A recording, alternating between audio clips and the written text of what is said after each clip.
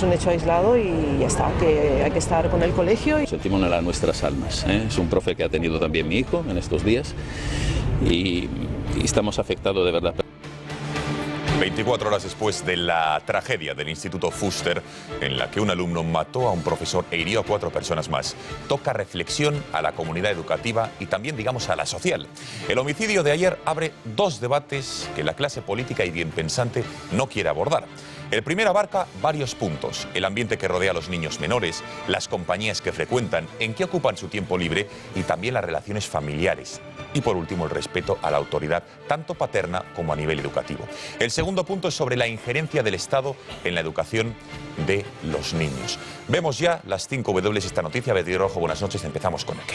Muy buenas noches, Gonzalo. El Gobierno va a crear un grupo de trabajo para prevenir la violencia en las aulas. Es la primera medida que el Ejecutivo, a través del Ministro de Educación, toma para intentar evitar que lo ocurrido ayer vuelva a repetirse. Los consejeros de Educación, reunidos hoy, hacen hincapié en que lo ocurrido ayer es un hecho aislado del que no se puede responsabilizar a la comunidad educativa. El Gobierno entra de lleno así en un problema, el de la violencia en las aulas, que tiene 2 vertientes: la excepcional, que implica casos dramáticos como el homicidio de ayer, y la habitual, que se refiere al acoso en las aulas que muchos de los profesores reciben en su día a día. Les damos datos concretos de lo que ocurre en las aulas. Cada día en nuestro país, una media de 13 profesores de los más de 3.300 que forman la comunidad educativa reciben amenazas, agresiones o malos tratos por parte de los alumnos. El 7% de docentes reconoce sufrir agresiones y el 16%, atención, afirma convivir con amenazas. Los datos que hemos visto son dramáticos. El profesor en nuestro país se ha quedado sin ningún tipo de autoridad para afrontar la educación de los menores, pero más grave aún es que la autoridad de los padres también está en cuestión. En la actualidad se les ha mermado la capacidad del llamado reproche moderado y también el derecho de educarles en los contenidos que les dé la gana. ¿Cómo solucionar este problema? Volviendo a dotar a los padres de instrumentos de corrección efectivos a sus hijos.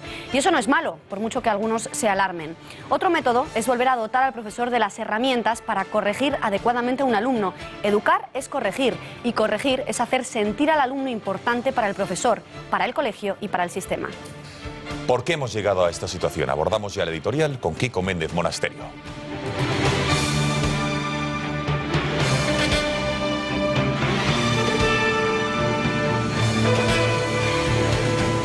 Siguiendo la agenda más radical de lo progre, el gobierno de Zapatero retiró del Código Civil el artículo que capacitaba a los padres para la corrección moderada de sus hijos, eso que se conocía como la legitimidad del cachete.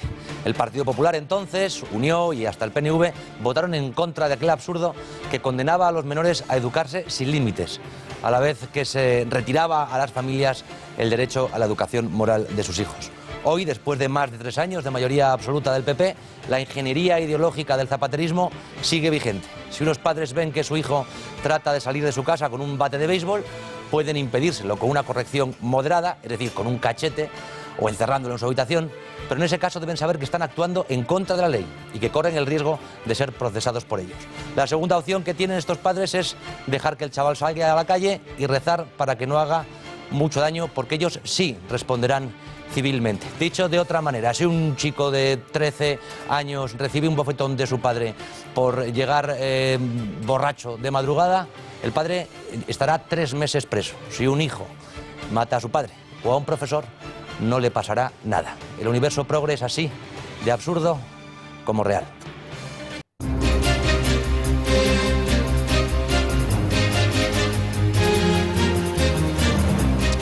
El director de la agencia tributaria eleva de 705 a 715 las personas que se acogieron a la amnistía fiscal en 2012 y que son sospechosos de haber cometido irregularidades, como el blanqueo de capitales o el fraude fiscal. En esta relación, aunque Santiago Menéndez no lo ha dicho, se incluye el nombre del exvicepresidente del gobierno, Rodrigo Rato.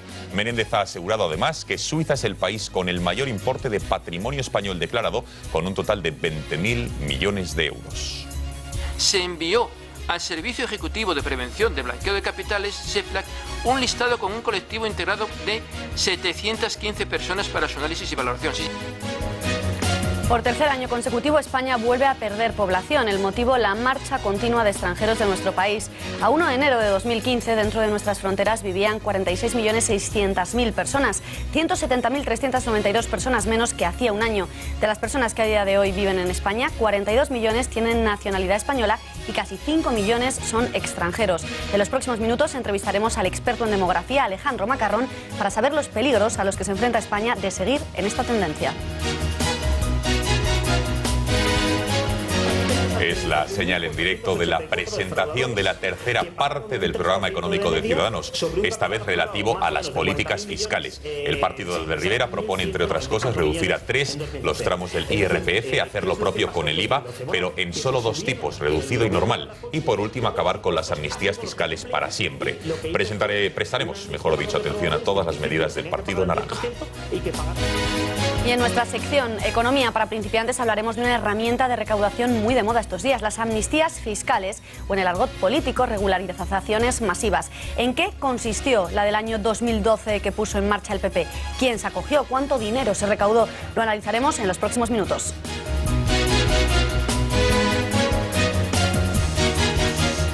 Y en los deportes, Juanma Pérez Noya, buenas noches. ¿Qué tal? Buenas noches. Bueno, apenas 40 minutos para ese partidazo de vuelta de la Champions, del Barça. Guardiola también se la juega, pero hoy todos vamos con el equipo español, ¿no? Todos o casi todos con el equipo español, que además ya tiene alineaciones, porque como has dicho, Gonzalo, en 40 minutos el Barcelona recibe al PSG en el Camp Nou. Después del 3-1 de la ida, todo parece sentenciado, pero Luis Enrique no se fía y sale con todo. Ter Stegen, Alves, Piqué, Mascherano, Alba, Busquets, Rakitic, Iniesta y arriba Suárez, Messi y Neymar jugarán de inicio. El Barça sale con su 11 de gala y eso que el sábado tiene el derbi de Liga contra el Español. En el tiempo de deportes sabremos la última hora de este partido y veremos cómo solucionará Ancelotti las numerosas bajas del Madrid ante el Atlético.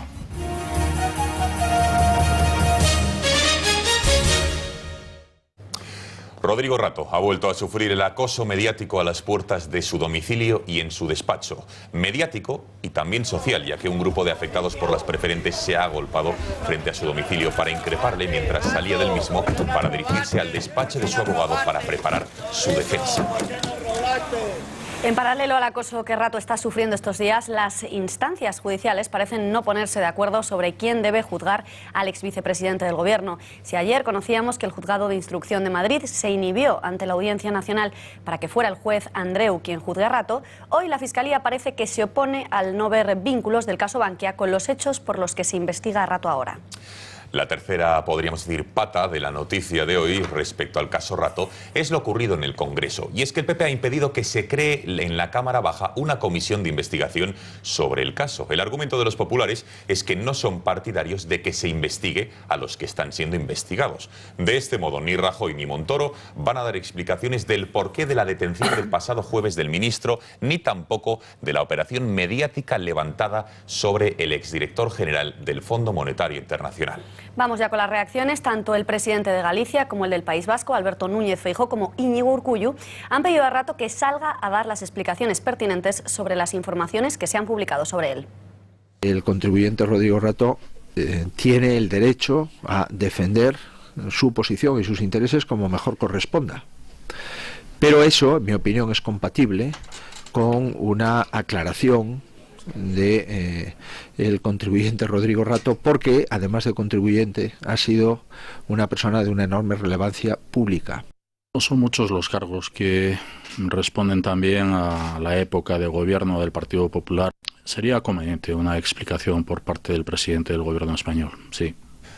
Por su parte, el director general de la Agencia Tributaria, Santiago Menéndez, ha anunciado hoy en el Congreso de los Diputados que son ya 715 las personas, los contribuyentes, investigados por indicios de blanqueo de capitales o por presunto fraude fiscal. En esta relación, aunque Menéndez no lo ha dicho, se incluye también el nombre del exvicepresidente del Gobierno, Rodrigo Rato.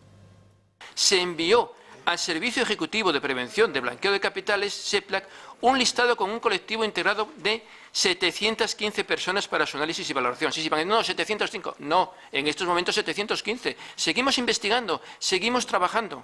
Las instituciones trabajan y trabajan para el Estado. Y en medio del huracán sobre el caso Rato ha aparecido Pablo Iglesias. El secretario general de Podemos ha propuesto la creación de un servicio de inteligencia financiera dependiente del Estado y que tenga como objetivo la defensa de los ciudadanos e informar de los fraudes fiscales. La creación de un servicio de inteligencia financiera. ¿Qué es lo que significa eso? Establecer un mecanismo de defensa de los ciudadanos y de defensa de la soberanía. Un departamento dependiente del gobierno que asuma ser tan fuerte como sus adversarios, en este caso los evasores. De una manera más seria ha hablado Pedro Sánchez. El líder socialista ha pedido que el gobierno publique la lista de defraudadores que se acogieron a la amnistía fiscal del año 2012. Es decir, miles y miles de personas, más de 30.000, que sí se acogieron. Fue precisamente a condición de mantener su anonimato. La lista de la amnistía fiscal de Rajoy, la lista de la amnistía fiscal es la lista del señor Rajoy. Y en consecuencia, lo que le exigimos al presidente del gobierno es que no proteja, no esconda a esos 700 amnistiados, sino que simplemente los publique y lo haga antes del 24 de mayo. Kiko, esta propuesta de Sánchez es sobre los más de 30.000 contribuyentes que se acogieron a la amnistía, no sobre esos 715 sospechosos de blanqueo de capitales. La ley esto no lo permite, lo que propone Sánchez, ¿no? No, evidentemente no. Es que el mismo Sánchez se hace un lío, porque habla primero de la lista de amnistiados y después se refiere a los 700. La lista de amnistiados, para explicárselo al señor Sánchez, son efectivamente más de 30.000. Hay otra lista de 715 personas que están bajo sospecha.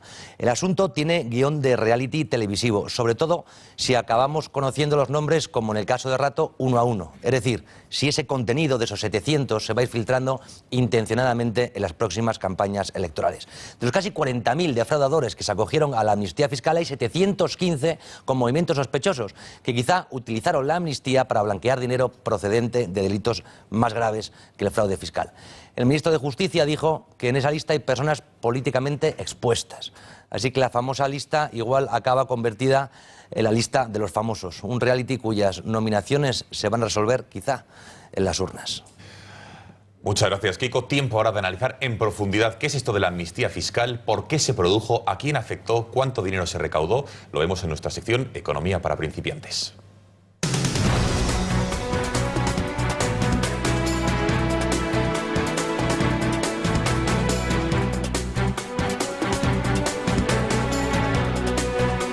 Saludamos ya a Borja Jiménez. Borja, vamos a hablar de las amnistías fiscales. Tú nos lo vas a explicar todo porque 715 investigados por indicios de blanqueo capital o por presunto fraude fiscal, en los que se encuentra precisamente Rodrigo Rato, fue elaborada por la agencia tributaria tras la amnistía fiscal aprobada por el gobierno de Mariano Rajoy en el año 2012. ¿Pero por qué se propuso hacer esta amnistía fiscal? Bueno, principalmente para recaudar, pero también para que los contribuyentes que tuvieran dinero negro o hubieran cometido un delito fiscal pudieran regularizar su situación y quedaran exonerados de sanciones y responsabilidades penales. Es decir, para que aquellos que no hubieran declarado algo pudieran estar en paz con Hacienda. Mediante un mero proceso burocrático, el contribuyente solo pagaría a Hacienda un 10% del patrimonio declarado en la amnistía fiscal, aunque las condiciones se fueron relajando con el tiempo. Es decir, que si un ciudadano quisiera hacer las paces con la agencia tributaria y tuviera, por ejemplo, 10.000 euros en B, en principio solo tendría que pagar 1.000 para ser condenado. ¿Y cuánto se recaudó al final con esta amnistía fiscal, Borja? Bueno, entre las más de 600 empresas y los más de 30.000 contribuyentes que se acogieron a la amnistía, reunieron 40.000 millones de euros en B. Bien, si el tipo que se propuso fue del 10%, las arcas del Estado deberían haber ingresado 4.000 millones de euros. Y según el propio ministro de Hacienda, Cristóbal Montoro, la cantidad que se recaudó fue de 1.300 millones. Es decir, que el tipo final no fue del 10%, sino de algo más del 3%. Por cierto, que la cifra reunida apenas alcanza la mitad de los 2.500 millones de euros que había previsto el gobierno. Además, esta no fue la primera vez que se aprobaba una medida de este tipo en España. Hubo otras dos amnistías fiscales en época democrática, antes de 2012, ¿no es así? No fue la primera vez la del 2012, pero sí la única de las tres en las que se avisó expresamente de que aunque el delito fiscal sí que estaba perdonado, no se renunciaba a investigar la legalidad del dinero. La primera vez tuvo lugar en el año 1984, estando al frente del Ministerio de Economía y Hacienda Miguel Boyer. Entonces se permitió una amnistía a través de compra de bonos públicos sin ningún tipo de penalización. La segunda amnistía fiscal de la democracia tuvo lugar en el año 1991, también con Felipe González en el gobierno, aunque en esta ocasión con Carlos Solchaga al frente de la cartera de Hacienda. En esta ocasión se permitió la compra de deuda pública con dinero negro a un interés del 2%.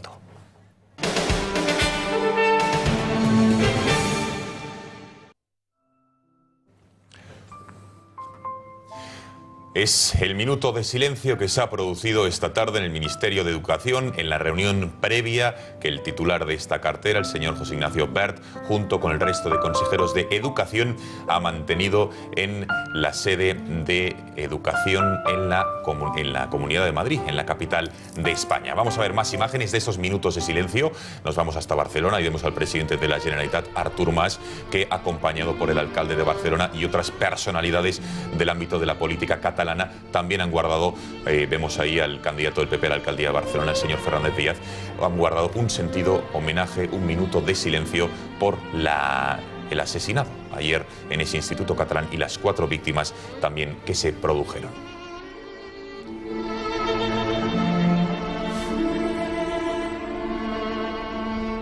Hoy han seguido las investigaciones policiales sobre el caso. El registro de la casa del menor, que asesinó a un profesor, ha aportado nuevos indicios que pueden dar un vuelco a lo que se pensaba hasta ahora. Se han encontrado armas, un croquis que podría corresponder al colegio y unos dibujos de unos monstruos en los que se podía leer: hay que matar a todos. Avanzan las horas y las investigaciones y la versión oficial sigue apuntando a un brote psicótico. Tras el registro de la casa del menor se sabe que los Mossos requisaron en su dormitorio varias armas, entre ellas varias ballestas de fabricación artesanal y un croquis, aunque de momento no ha aparecido la famosa lista negra de 25 nombres de la que hablaban los compañeros de instituto del niño. En cuanto a su futuro, al ser inimputable, parece que pasará por un seguimiento al menor con el trabajo de profesionales educativos y psicólogos que podrá terminar la ESO en un centro de menores. Són grups molt menors, amb diferents equips multidisciplinars, i fins que no estan a punt de tornar a la família i a punt de tenir una relació normal. La consejera ha explicado también que en el expediente del niño no constaba ningún problema mental. Por su parte, la Dirección General de Atención a la Infancia y la Adolescencia de la Generalitat ha recordado que en general, ante un hecho similar, si las capacidades parentales de la familia son correctas, no se quita la custodia a los padres y que solo se hace si se detecta que hay un riesgo en el seno de la familia. Mientras tanto, el centro ha abierto sus puertas a las 8 de esta mañana para la celebración de un claustro extraordinario de profesores para adoptar las pautas de asesoramiento general en el instituto. Padres de otros alumnos tratan, mientras tanto, de asimilar la agresión mortal que se produjo ayer. Para ellos, expertos van a asesorar a los padres y a los docentes para intentar superar la tragedia. Hablar más es extendernos a cosas que no interesan a nadie, que no convienen saberse, y a mí tampoco me apetece especialmente hablar cada vez de lo mismo, ¿vale? Gracias a todos, porque lo poco que he podido ver hoy en los medios de comunicación estabais tratando el tema bastante bien en general. Bueno, yo lo único que les estoy diciendo es que estén tranquilos, que estén calmados, que esto es un hecho aislado y ya está, que hay que estar con el colegio y intentar reanudar la vida normal lo antes posible. Sigue siendo el más adecuado para nuestros hijos, de verdad, todo nuestro soporte a este centro. Y nada, hemos venido, te digo, en sustancia para el profesor que lamentablemente ha fallecido, que era una persona súper ilusionada y que estaba aquí de muy pocos días, lamentablemente, de verdad. Sentimos en nuestras almas. Es un profe que ha tenido también mi hijo en estos días y estamos afectados de verdad por todos. Disculpad. El Instituto Joan Fuster de Barcelona ha vuelto a abrir sus puertas hoy. En silencio, impresionados aún, esta mañana entraban los profesores, los compañeros del docente muerto ayer por la agresión de un alumno de 13 años que hirió también a otros 2 profesores y 2 alumnos. Junto a la entrada, unas flores y unas velas recuerdan a la víctima, Abel, el profesor sustituto que murió apuñalado cuando intentaba socorrer a una compañera. No habrá clase hoy. A primera hora se ha celebrado un claustro extraordinario para decidir cómo actuar.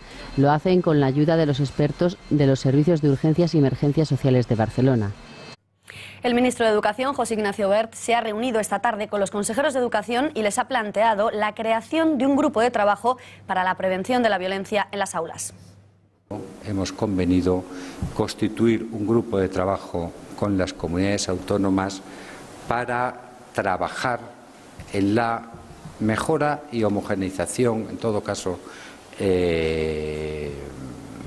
estudiar qué elementos de mejora se pueden introducir en los protocolos para la prevención y la detección de problemas de violencia en las aulas. Pero también tengo... El ministro Wert, lo cierto es que tiene razón en una cosa: desvincular al sistema educativo de todo lo ocurrido ayer, y en que el homicidio, afortunadamente, es un hecho aislado en nuestro sistema de educación. Pero el ministro no aborda un asunto muy problemático, que es la violencia, no mortal, es cierto, en las aulas de nuestro país, pero que sí se produce. Son muchos los profesores que cada día tienen que convivir con los actos violentos, amenazas y coacciones de los alumnos. ¿Y qué pueden hacer ante ello? Nada, ya que la ley ha menoscabado con el paso de los años la figura del profesor como autoridad pública. Y a todo esto, ¿qué dicen los profesores sobre lo ocurrido ayer y sobre la falta de autoridad que hay en las aulas? Conectemos con la redacción de Gaceta.es para que Rosa Cuervas Mons nos dé detalles del diagnóstico que hacen de la situación actual y qué soluciones proponen. Rosa, muy buenas noches, cuéntanos. Buenas noches, Gonzalo. Pues los profesores hablan de un auténtico problema social. Denuncian la pérdida de valores, la falta de la autoridad del profesor y, muy importante, el abandono por parte de las familias de la tarea educativa. Como muestra, el sindicato de profesores AMPE nos cuenta que en los 10 años que lleva funcionando el servicio de asistencia telefónica Defensor del Profesor han atendido más de 25.000 llamadas denunciando faltas de respeto, agresiones, insultos, amenazas, acosos, ataques de todo tipo por parte de los alumnos. Un cuarto de los profesores atendidos no podía impartir clase por los problemas de indisciplina del alumnado y una décima parte de los docentes se planteó incluso dejar su profesión. ¿Qué solución proponen? Pues recuperar la autoridad del profesor en las aulas y decidir un decálogo de conducta ante los incumplimientos de los alumnos. Queda clarísimo. Muchas gracias, Rosa. Veamos ejemplos concretos de qué se denuncia entre el profesorado de nuestro país. Ejemplos, como les digo, concretos para que vean la realidad del amedrentamiento al que se enfrentan los docentes de nuestro país. Patadas, pellizcos, puñetazos, pinchazos con punzones, agresiones de todo tipo y amenazas. Es el pan de cada día de 3.345 profesores en España, que son los que han presentado denuncia. Además, desde 2005 el Servicio de Atención al Docente ha recibido la llamada de 25.657 docentes, es decir, que si hacemos la media serían unos 13 casos al día. Los padres responden amenazando o justificando a sus hijos porque dicen son pequeños. Te voy a rajar, te espero a la salida con mis colegas, voy a acusarte de haberme agredido o te voy a matar. Es solo parte de lo sufrido por un profesor. Veamos los problemas con los que se encuentran los docentes. La falta de autoridad del profesor es patente si analizamos detenidamente los siguientes porcentajes. El 24% se encuentra con el problema, con problemas administrativos, pero atención, porque hasta el 25% confiesa tener problemas para dar clase. El 7% dice sufrir agresiones de los alumnos y un 16% convive con las amenazas, cifra que se agrava cuando son directamente los padres los que amenazan a los profesores de sus hijos. Un 22% de padres amenazan a los hijos. Una profesora de secundaria a la que un alumno de 14 años insultó y agredió lanzándole objetos sufre varias contusiones y ha tenido que cogerse la baja. Un caso similar a otro docente, profesor de instituto, al que un alumno amenaza con quemarle el coche o pegarle una paliza. Por ello no es de extrañar que un elevadísimo porcentaje de docentes en España sufran ansiedad. En concreto el 57%. Un 17% por su parte sufre depresión, lo que en muchos casos les lleva a tener que cogerse la baja. Lo hace un 12% del total de profesores y solo un 14% dice que no presenta problemas anímicos.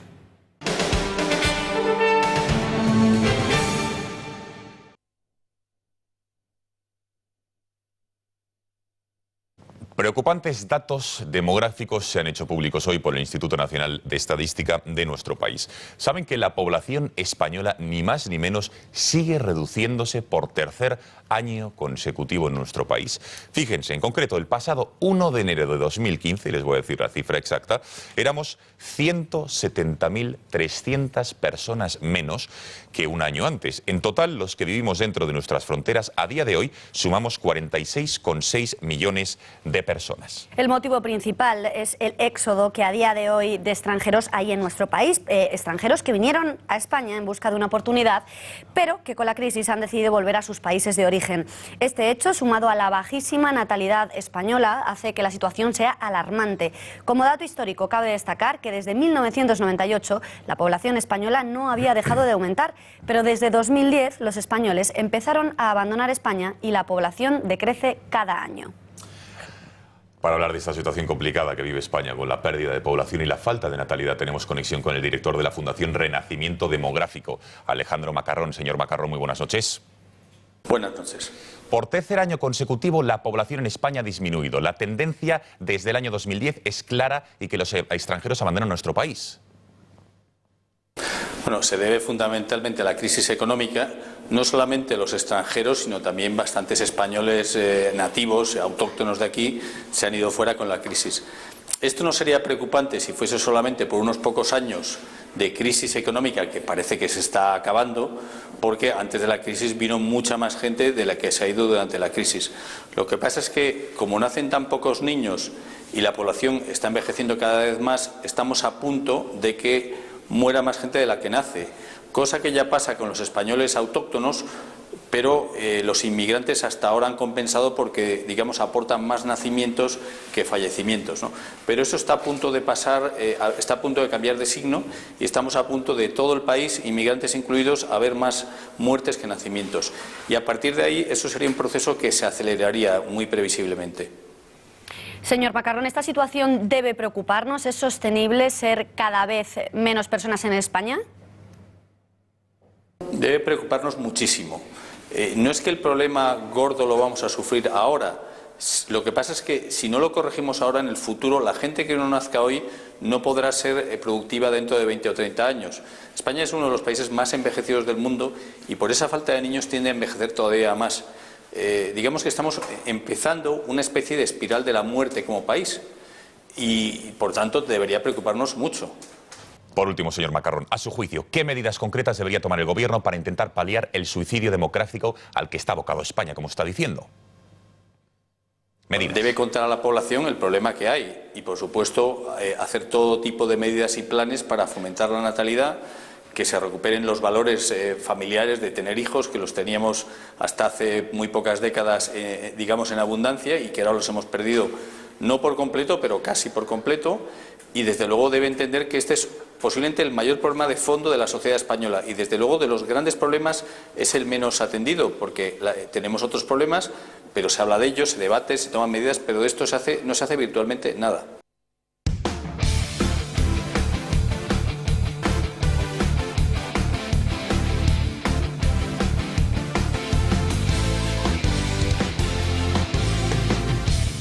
Tiempo ya para los deportes, ya tenemos la alineación con la que el Fútbol Club Barcelona va a jugar esta noche en el partido de vuelta contra el PSG, el Paris Saint-Germain, en este partido trascendental de los cuartos de final de la Champions League. Recordemos que el marcador a la ida fue de un 1-3 favorable al conjunto de Luis Enrique, con lo cual, mejor dicho, Juanma Pérez Noya, muy buenas noches. ¿Qué tal? Buenas noches. El equipo culé parte con cierta ventaja. Parte con clara ventaja y, como decías, Gonzalo, apenas quedan 15 minutos para que ruede el balón en el Camp Nou. Ahí vemos la llegada, ahora mismo lo vemos en pantalla, la llegada de los jugadores del Barcelona a su estadio y el saludo de los siempre discretos Dani Alves y Neymar.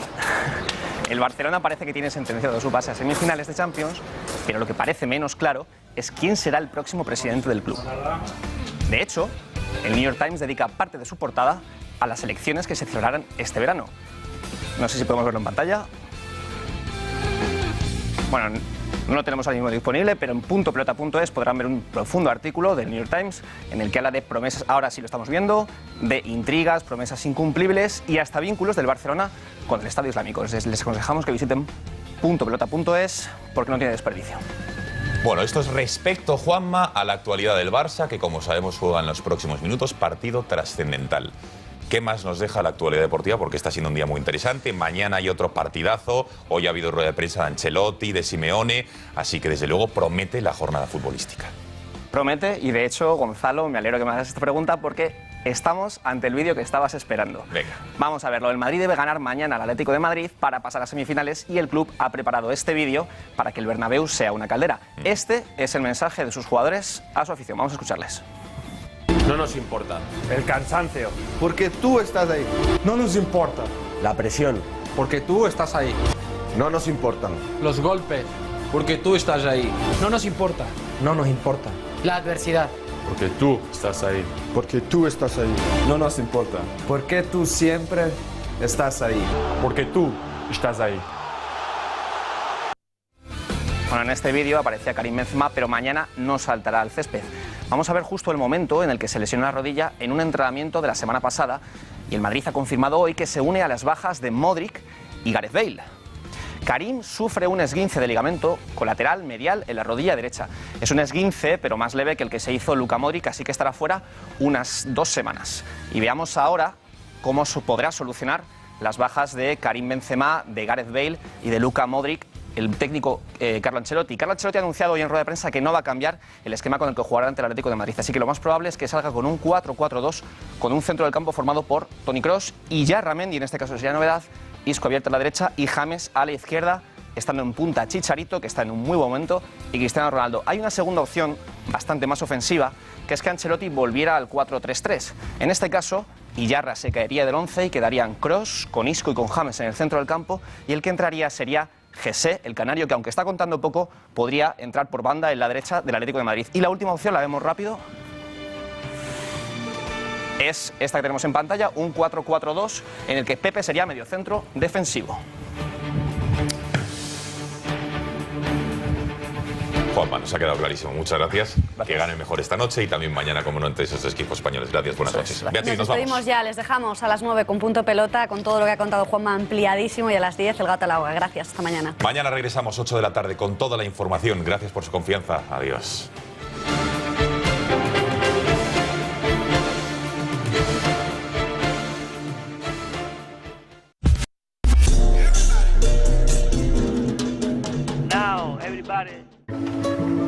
Me llamo Belén y mi charcutería es mi segunda casa. Y de una casa a otra me llevo lo que me gusta. Hoy, un jamón cocido que nos encanta por su sabor.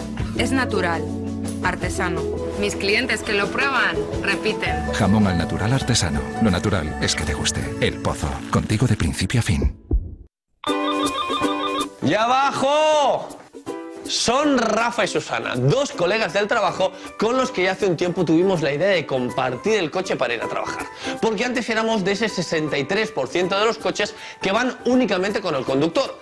Para que os hagáis una idea, una empresa de 1000 empleados en la que solo el 5% de ellos compartiera el coche con otros 2 compañeros a unos 20 kilómetros de casa ahorraría 75.000 euros y 70 toneladas de CO2 enviadas a la atmósfera cada año.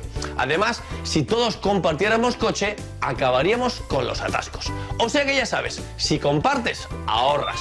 ¡Voy! Es una idea de Gas Natural Fenosa, la energía que piensa. Comercios tradicionales, restaurantes, tiendas online. Con Caixa Negocios llegamos donde está tu negocio. Un gestor especialista irá a verte para ayudarte personalmente con las mejores herramientas de gestión, financiación y protección. Ahora es el turno de tu negocio. Caixa Negocios en persona. El gato al agua, la tertulia política de referencia en televisión presentada por Javier Algarra. Si quieren mantenerse informados, de lunes a viernes a las 10 de la noche, disfruten del gato al agua en Intereconomía Televisión.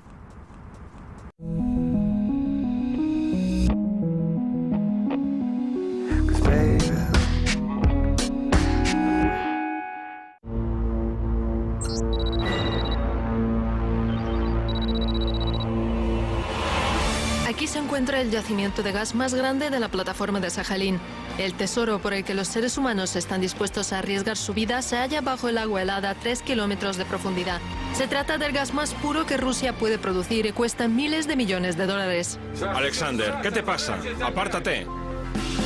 ¿Qué estás haciendo? Es una costosa carrera. Para este trabajo hay que cavar muy profundo y tener un sexto sentido para olfatear el oro azul. Tan solo en 30 días, la plataforma Estrella Polar debe perforar un pozo de 3.000 metros de profundidad y llegar al yacimiento de gas.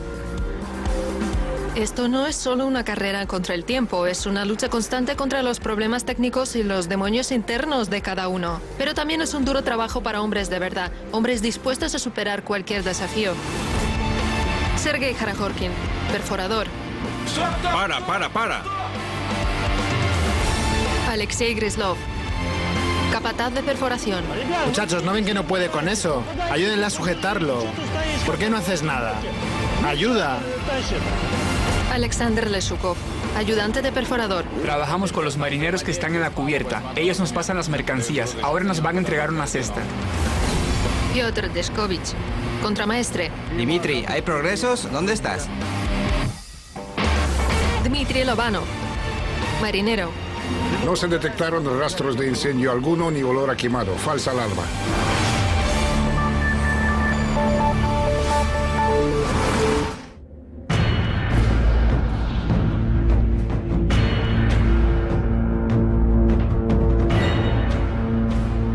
La operación de perforación está llegando a su fin.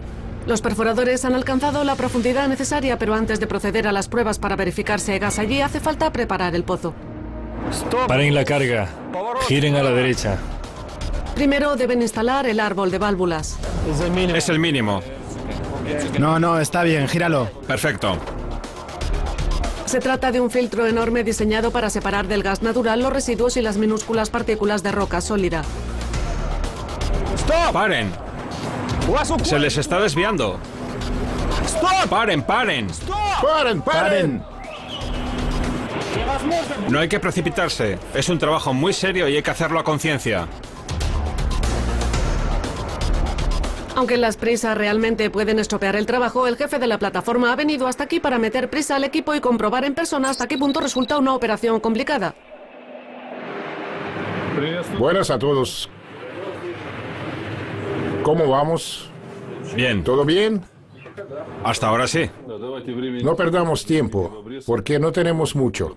Además, el clima está empeorando. Esas condiciones no son buenas para el equipamiento FMS. Hay que ensamblarlo. De acuerdo. Está bien. Póngase a trabajar. Yo me voy. Van a empezar a llamar de Moscú y tengo que darles respuestas. ¿Se va? Arriba, arriba, arriba. ¿Cómo que 500?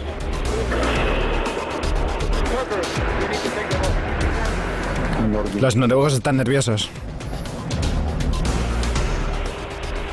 El árbol de válvulas por fin está instalado en su lugar, pero ahora los perforadores tienen otro peligroso reto: fijar más equipamiento a una altura equivalente a un edificio de 5 plantas.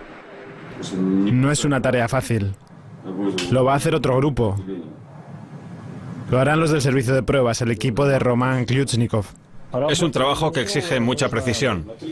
Debemos conectar un tubo flexible de 10 toneladas a una estructura que pesa 20 toneladas. El trabajo que venga después depende de esa operación. Ellos creen que los perforadores les harán todo el trabajo, pero el tubo es asunto suyo. El trabajo de colocar la manguera de ensayo le corresponde al equipo de pruebas. ¿Están listos? Sin embargo, no pueden prescindir de los perforadores. Aquí empieza el trabajo de verdad. Lo que hemos hecho hasta ahora no ha sido nada. Ahora sí que nos tocará sudar. Y mucho.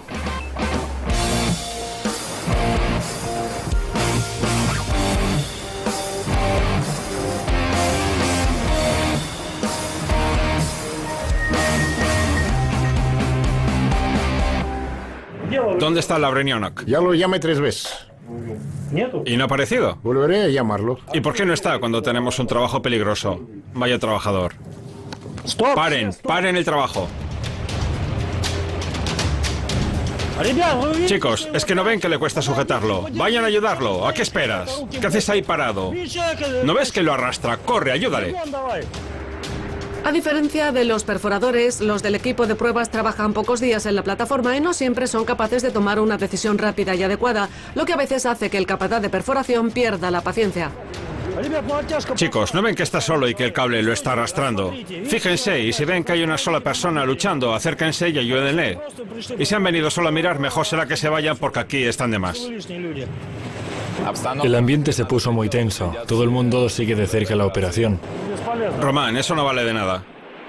El primer intento de llevar a cabo la operación ha fracasado. Los perforadores y el equipo de pruebas siguen sin entenderse cómo es debido. Hay que acercar la abrazadera. Detengan el carro.